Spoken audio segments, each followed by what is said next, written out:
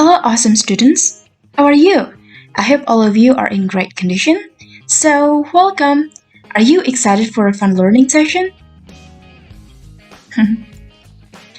So, today we are going to discuss about things around us. Hal-hal yang berada di sekitar kita. And they are, there is, there are, and quantitative adjectives. Before we talk about the existence of things, there is and there are, let's discuss about articles and countable and uncountable nouns. Sebelum kita membahas tentang keberadaan dari hal-hal, yaitu ditandai dengan there is and there are, let's discuss about articles and countable and uncountable noun. Ayo kita diskusikan tentang articles dan countable dan uncountable noun. Articles. Articles are used to modify noun. There are two kinds of articles, definite article and indefinite article. Articles digunakan untuk memodifikasi kata benda. Ada dua macam articles, yaitu definite article dan indefinite article. Indefinite article itu terdapat dua macam, yaitu a dan an. Sementara definite article terdapat satu macam, yaitu the. A merupakan yang sebelumnya sudah dikatakan, yaitu indefinite article. Dia termasuk indefinite article. We use a before a noun that starts with a consonant. Kita menggunakan a sebelum kata benda yang diawali dengan konsonan. Seperti contohnya a book, yang berarti sebuah buku, karena book diawali oleh konsonan b. B, a book. A girl, seorang perempuan. A boy, yang berarti seorang laki-laki, dan a wish, yang berarti sebuah permintaan. A digunakan untuk memodifikasi non-specific nouns. That's why we use it first in the first sentence. A digunakan untuk memodifikasi kata benda yang tidak spesifik. Karena itu, biasanya kita menggunakan a di dalam kalimat pertama. Nanti selanjutnya akan saya jelaskan mengenai contoh dari hal ini. Selanjutnya, let's discuss about an. So, an, as I mentioned before, is indefinite article. Jadi, an merupakan salah satu contoh artikel indefinite. We use an before a noun that starts with a vowel. Kita menggunakan artikel an sebelum kata benda yang diawali oleh huruf vokal.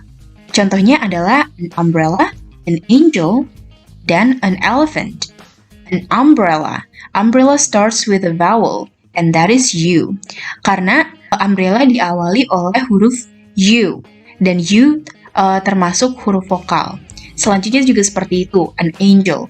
Karena angel diawali oleh huruf vokal, yaitu A, and that is an angel. We use an.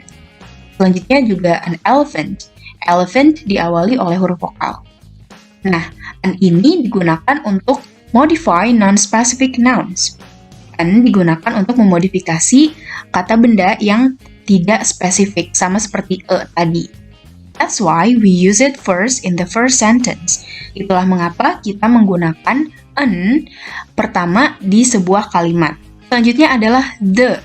The merupakan definite article used for the specific nouns. That's why we use it in the second sentence.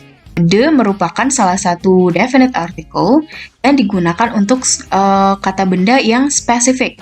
Itulah mengapa kita menggunakan the di kalimat kedua. Karena the digunakan untuk kata benda yang spesifik. Spesifik di sini berarti kata benda yang sudah disebutkan di kalimat pertama tadi oleh a dan an. Nah, selanjutnya ini adalah contohnya. The example. There are an elephant and a lion at the zoo. The lion is scary and the elephant is big. Nah, jadi ini merupakan contoh kalimat yang saya bicarakan tadi, yaitu adalah ada kalimat pertama dan ada kalimat kedua. Dalam kalimat pertama, there are an elephant and a lion at the zoo. Jadi artinya adalah ada seekor gajah dan seekor singa di kebun binatang. The lion is scary and the elephant is big. Singanya menakutkan dan gajahnya sangat besar. Nah, jadi ada dua kalimat ini. Pada kalimat pertama disebutkan bahwa there are an elephant and a lion. Nah, di situ kita menggunakan atau kita memodifikasi elephant dengan artikel an dan a. Karena a or an used first in the first sentence. It refers to any lion and elephant and not specific. Jadi karena di dalam kalimat pertama ini, gajah dan singanya itu tidak spesifik. It refers to any lion and elephant. Jadi, gajah dan singa di kalimat pertama ini tidak spesifik karena ini bisa mengacu pada gajah atau singa yang mana saja. Nah, namun, the used in later in the second sentence refers to lion and elephant that have been mentioned before in the first sentence, and these are specific. Nah, dalam kalimat kedua, singa dan gajah di sini sudah spesifik karena sudah disebutkan di kalimat pertama. Karena itu, kita menggunakan artikel the di depan masing-masing kata benda ini. Jadi, the lion is scary and the elephant is big. Dan lion dan elephant di sini sudah spesifik karena sudah disebutkan sebelumnya. Selanjutnya, kita akan membahas mengenai countable and uncountable noun. So, countable noun is for things we can count using numbers. Meanwhile, uncountable noun is for things that we cannot count with numbers. Jadi, countable noun adalah kata benda yang dapat dihitung menggunakan angka. Sementara, uncountable noun adalah kata benda yang tidak dapat dihitung menggunakan angka. Countable nouns can be singular or plural. The singular form can use the determiner a or an. And the example is an apple. For the plural form, you can add s or es at the end of the noun. Jadi, countable nouns dapat digunakan untuk menjelaskan kata benda yang jamak dan juga tunggal. Jadi, bentuk tunggal dapat menggunakan determiner a atau an, dan contohnya adalah an apple. Nah, kita tahu bahwa apple merupakan kata benda yang dapat dihitung. Dalam bentuk plural atau jamak, kamu bisa menggunakan s atau is pada akhir kata benda tersebut. Seperti contohnya apples. Apples, kita menambahkan huruf s di situ. Nah, selanjutnya, untuk contohnya, she has 3 dogs. Dia memiliki 3 anjing. I own a house. Saya memiliki sebuah rumah. Selanjutnya, uncountable noun. Uncountable nouns are always singular. Jadi, uncountable nouns ini selalu dalam bentuk tunggal. Jadi, dia tidak ada bentuk jamaknya. They may be the names for abstract ideas or qualities. And examples are liquids, powders, gases, etc. Jadi, uncountable noun merupakan kata benda yang abstrak, yang merupakan ide-ide abstrak atau kualitas. Dan contohnya seperti liquid atau benda cair, powders atau benda yang berbentuk bubuk, atau gases atau benda yang berbentuk udara, dan lain-lain. Nah, bisa kita lihat contohnya adalah he did not have much sugar left. Dia tidak memiliki banyak gula yang tersisa. Sugar di sini berarti merupakan contoh dari uncountable noun karena sugar merupakan kata atau merupakan kata benda yang tidak dapat dihitung. Nah, selanjutnya, how much rice do you want? Berapa banyak nasi yang kau inginkan? Nah, nasi di sini merupakan contoh dari uncountable noun karena rice tidak dapat dihitung. Selanjutnya kita akan membahas singular countable noun dan singular uncountable noun. Singular countable noun berarti kata benda tunggal yang dapat dihitung, dan singular uncountable noun berarti kata benda tunggal yang tidak dapat dihitung. Nah, mengapa uncountable noun yang sejatinya adalah kata benda yang tidak dapat dihitung bisa menjadi singular? Nah, berikut penjelasannya. Singular countable noun atau kata benda tunggal yang dapat dihitung. Single countable object. Jadi ini merupakan kata benda tunggal yang dapat dihitung. Contohnya adalah an apple, dan a car. Nah, mengapa dia singular atau mengapa dia tunggal? Karena jelaskan determiner di masing-masing kata bendanya. Kita menggunakan determiner an dan a. Jadi an apple yang berarti sebuah apel dan a car yang berarti sebuah mobil. Jadi an apple dan a car merupakan contoh dari singular countable noun atau kata benda tunggal yang dapat dihitung. Selanjutnya, singular uncountable noun, a single uncountable object, atau benda tunggal yang tak dapat dihitung. Nah, jadi benda tunggal yang tak dapat dihitung ini, kenapa benda yang tak dapat dihitung bisa menjadi tunggal? Karena kita menggunakan measurements atau kalimat atau kata yang digunakan untuk menghitung sebagai satuan dari kata benda tersebut. Nah, contoh dari singular uncountable noun ini atau kata benda tunggal yang tidak dapat dihitung adalah ink, water, dan money. Ink atau tinta, water atau air, dan money yang berarti uang. So we do not say one water or two waters, but we can count such a noun with these measurements. Kita tidak bisa mengatakan satu air atau dua air, tapi kita bisa menggunakan satuan alat ukur di depan kata benda tersebut. Contohnya seperti 2 kilos of oranges, yang berarti 2 kilogram jeruk. 2 slices of bread, yang berarti 2 potong roti. Selanjutnya 1 liter of water, yang berarti 1 liter air. Nah, berarti dengan contoh-contoh berikut tadi, uncountable noun atau kata benda yang tidak dapat dihitung menjadi bisa dihitung karena sudah ditambahkan measurements atau alat ukur di depan dari masing-masing kata benda tersebut. Nah, mengerti ya? Selanjutnya, to show the existence of people and things, untuk menunjukkan eksistensi atau keberadaan orang dan benda. Nah, untuk menunjukkan keberadaan ini, kita menggunakan there is dan there are. So, there is used to express the existence of a single object or singular noun, either a singular countable noun or a singular uncountable noun. Jadi, there is digunakan untuk mengungkapkan eksistensi atau keberadaan benda-benda yang merupakan singular noun atau benda-benda tunggal. Jadi untuk menyatakan keberadaan benda-benda yang tunggal, kita menggunakan there is. Nah, singular noun di sini termasuk juga yang sebelumnya kita sudah bahas, jadi singular countable noun dan juga singular uncountable noun. Selanjutnya, there are. There are used to express the existence of a plural object atau plural noun. There are digunakan untuk mengungkapkan eksistensi atau keberadaan benda-benda yang jamak. Jadi jika kita ingin menunjukkan keberadaan benda yang jamak, kita menggunakan paduan kata there are. Selanjutnya, contoh dari there is. There is a taxi near the crossroad. Ada sebuah taksi dekat penyimpangan jalan. There is a woman standing near the coffee shop. Ada seorang wanita berdiri dekat kedai kopi. There is much sugar in the coffee. Ada banyak gula di dalam kopinya. Nah, untuk contoh ini, mengapa kita menggunakan there is padahal much berarti banyak?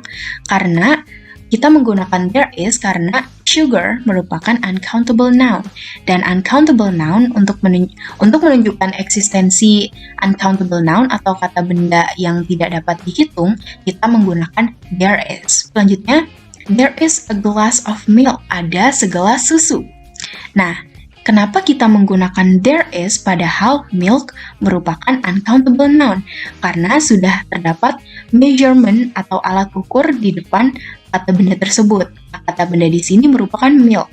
Milk merupakan uncountable noun atau kata benda yang tidak dapat dihitung. Namun, karena di depannya sudah terdapat measurement atau alat ukur, a glass yang berarti segelas, jadi kita dapat menggunakan there is. So, there is a glass of milk.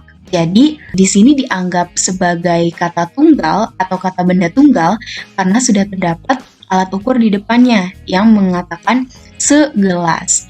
Segelas berarti kan tunggal. Selanjutnya, adalah bentuk pertanyaan dari kalimat yang mengandung there is.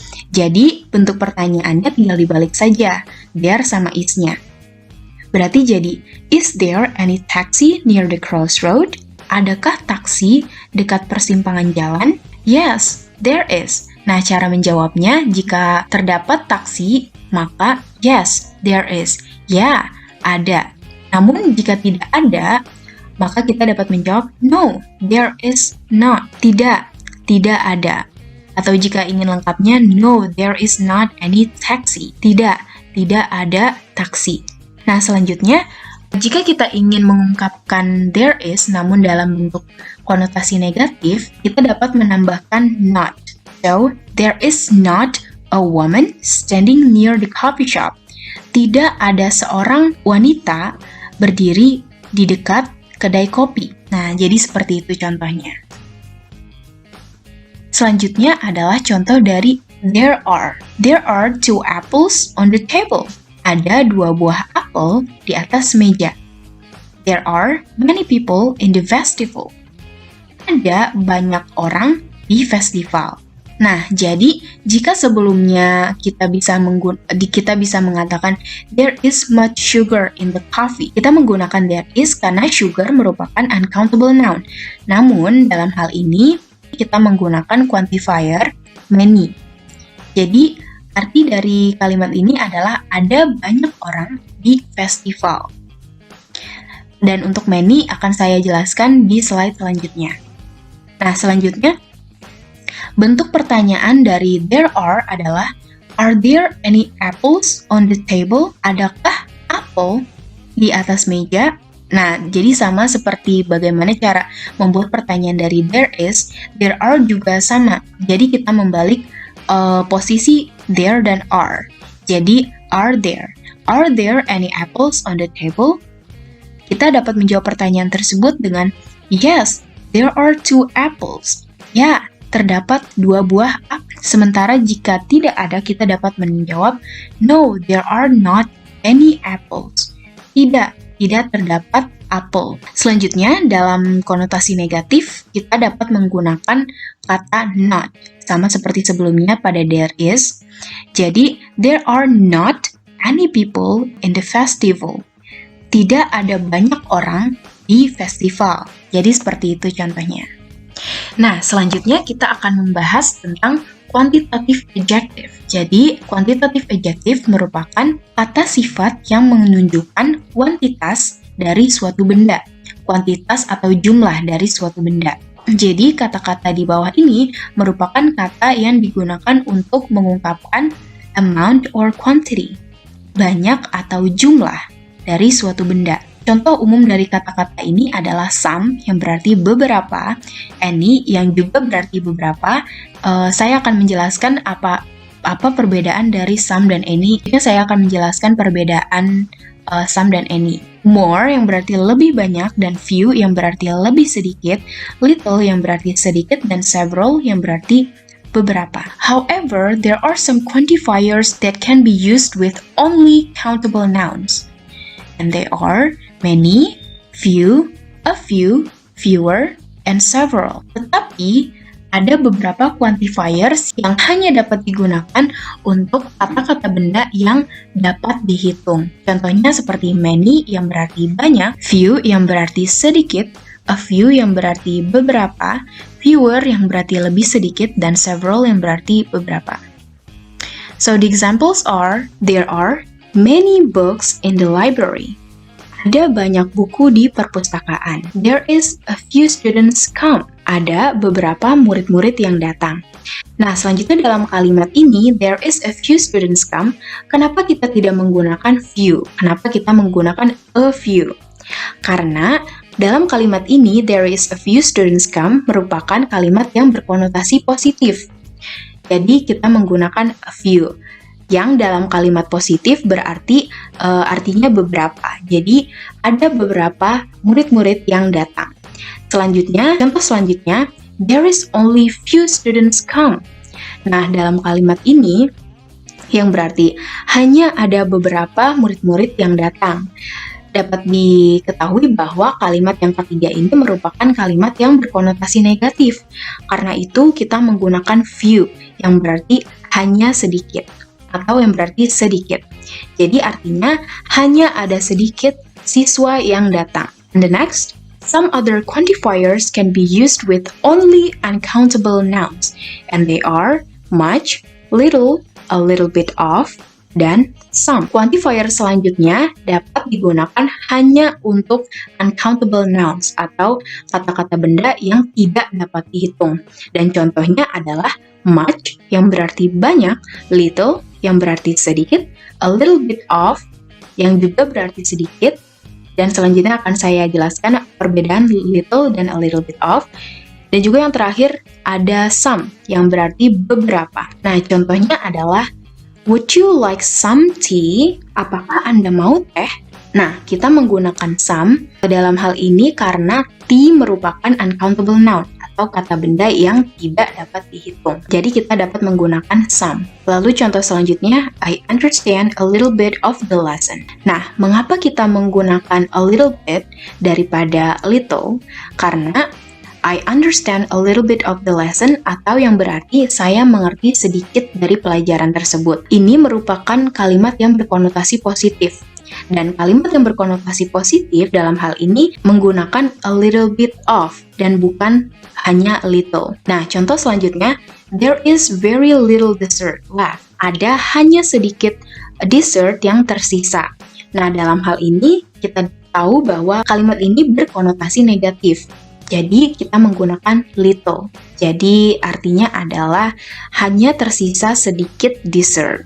Selanjutnya, some quantifiers may be used with both countable and uncountable nouns. Jadi beberapa quantifiers dapat digunakan untuk countable dan juga uncountable noun. Dan contohnya adalah all yang berarti semua, some yang berarti beberapa, any yang berarti beberapa, lots of yang berarti banyak, dan plenty of yang juga berarti banyak, dan juga enough yang berarti cukup. So, I'm gonna be telling you what is the difference of some and any. Karena some dan any merupakan kata yang berarti sama, yaitu beberapa. Namun apa sih bedanya? Jadi kita akan membahas dulu examples-nya atau contoh-contohnya. Yang pertama, there are a lot of books.